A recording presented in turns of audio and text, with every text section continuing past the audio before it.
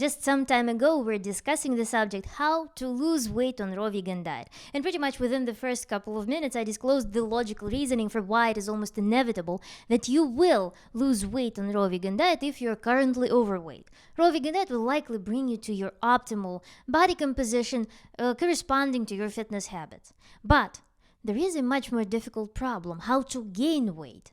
And the truth is that for people who struggle with weight gain, they usually struggle to gain weight on all whole food based diets. And this is a huge problem. And when we look at raw vegan diet, which is an extreme case of whole food diet, this may seem a completely unapproachable, unrealistic thing. So let's figure it out.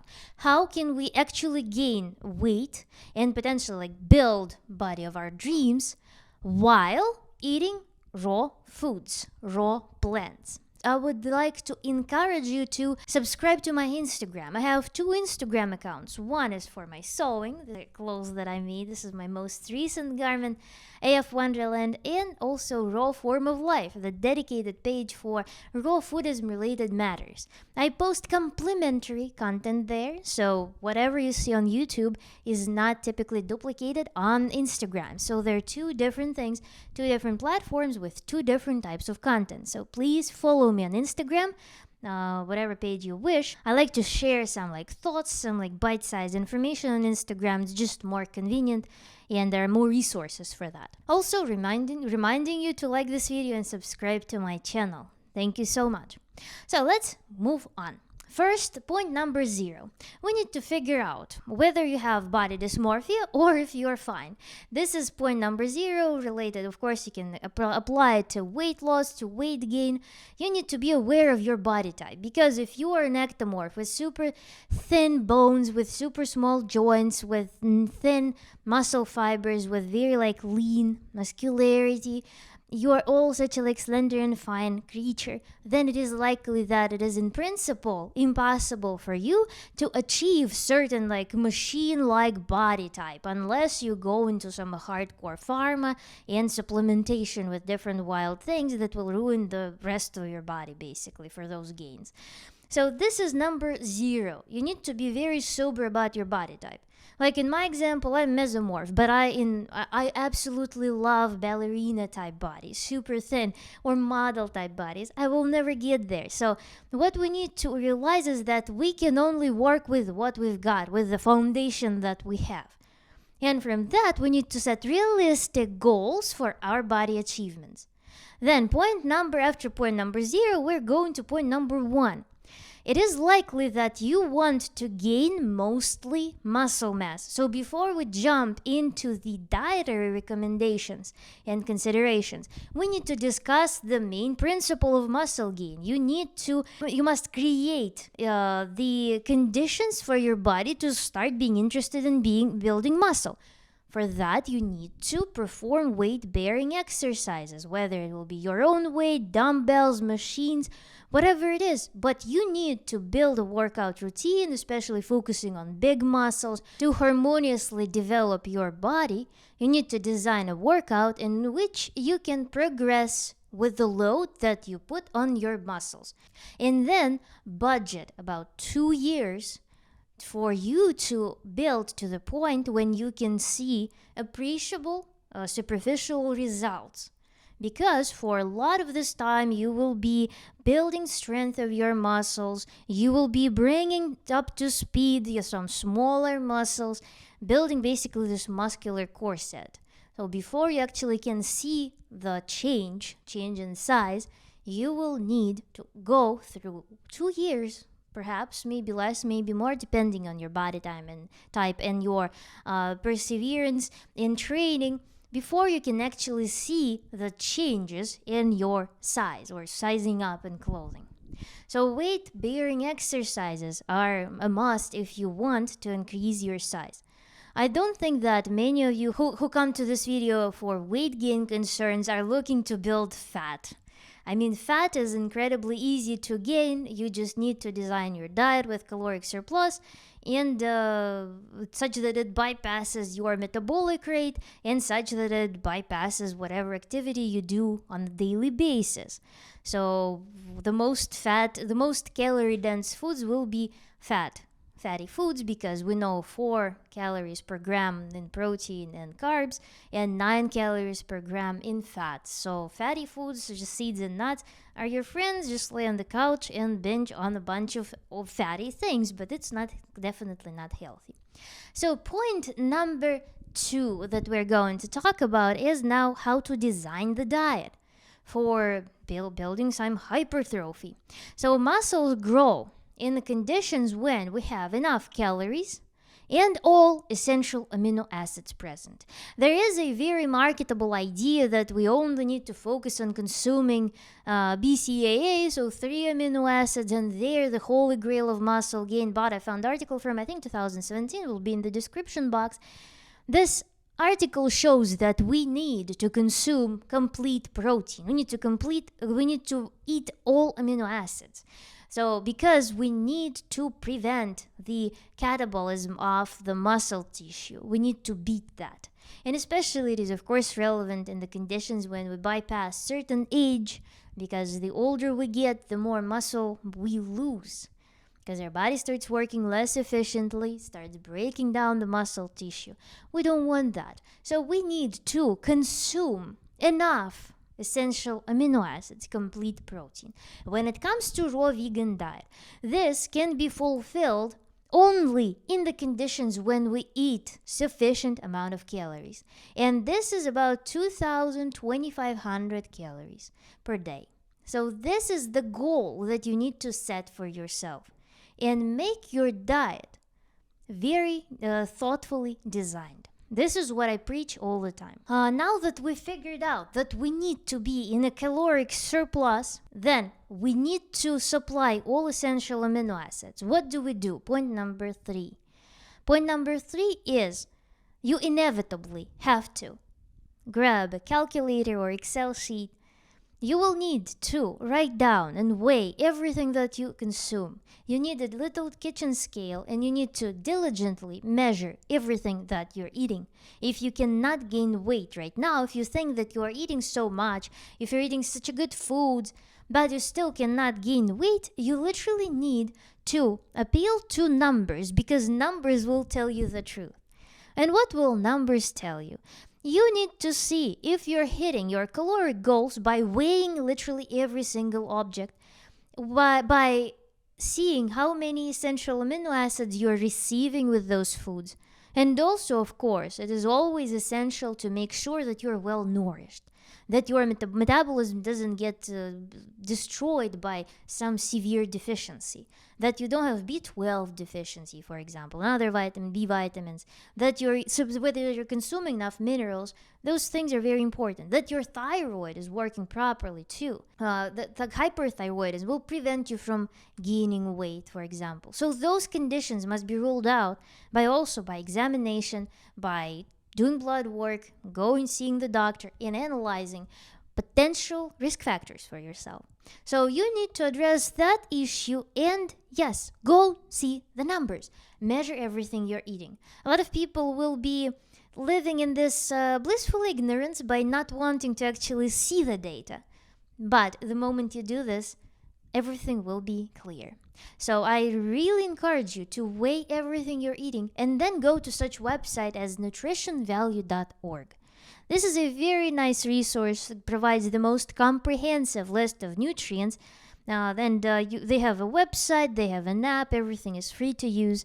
So you can plug any food that you are eating, anything from your diet, and seeing what's inside.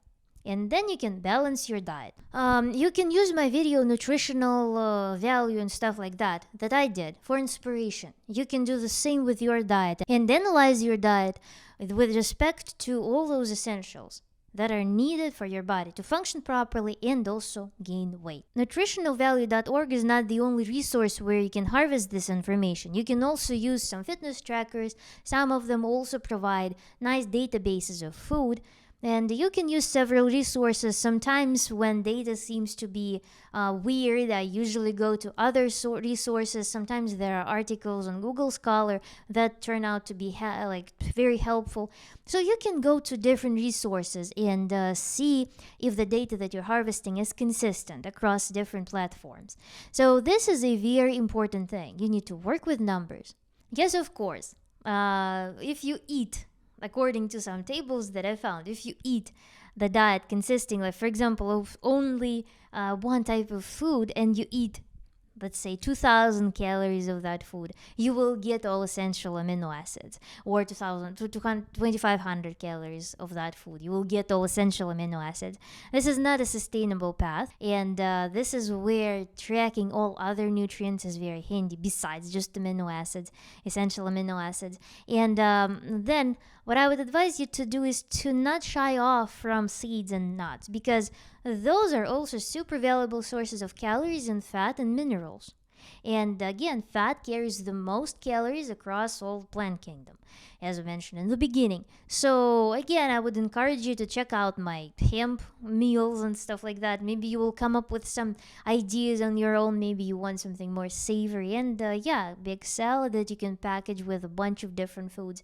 And another thing is that I would perhaps encourage you to be careful with supplementing with protein powders, because a lot of protein powders, vegan, non-vegan, organic, inorganic, they may contain certain unwanted substances that may be like heavy metals and whatever contaminants.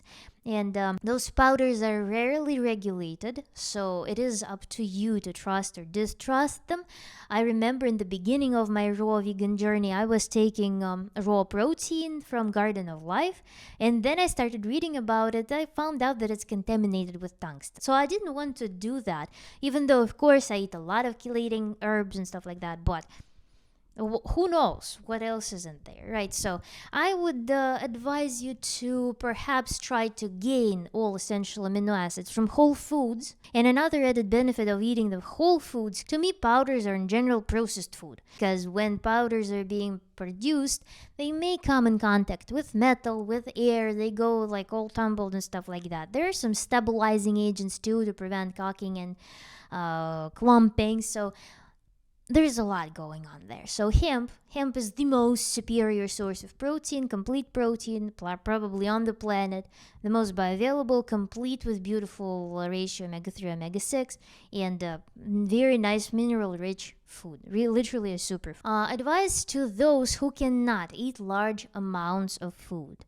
There are, of course, very watery fruits, very juicy fruits that are very easy to get full on because of their water content. But there are also fruits like bananas. They will carry much less water per calorie, so they will be higher calorie food. And also another thing is that, for example, nut butters. Kind of when you produce nut butters, it feels like you eat less, but you eat very high mass of product. So nut butters also in the beginning of your journey might be a very great aid for you to gain extra calories from fatty sources. The concerns with nut butters, I mentioned them in the past, are disputable because there are resources that say that whipped oils, fats that come in contact with air, they may be toxic, pro-inflammatory. There are resources that dispute this claim. So if you're interested, I will make a study. So let me know in the comments. I personally don't eat nut butters that frequently. I eat them on occasion. It's not something I regularly do. And again, for me, weight gain is not an interesting subject. I gained weight a little bit since the beginning of raw diet. Probably I gained like about 4 pounds eating as I am. And you saw my diet. I eat 2,500 calories a day. So it is working for what it's worth. And my diet, it contains fat, of course. My breakfast is 800 calories. My breakfast alone is 800 calories from 70, depending on how many nuts I put in. And then my dinner contains a bunch of calories too because of pumpkin seeds. And then my lunch also, I usually add avocado or something like that. And then fruits, of course, they also add up. So it all adds up. But until you crunch the numbers, you won't know. Then, in terms of some things, some experiments, like for example, with intermittent fasting, with stimulation of growth hormone, this may not be an option for people who are ectomorphs, who are literally calorically limited, for people who cannot eat large amounts of food.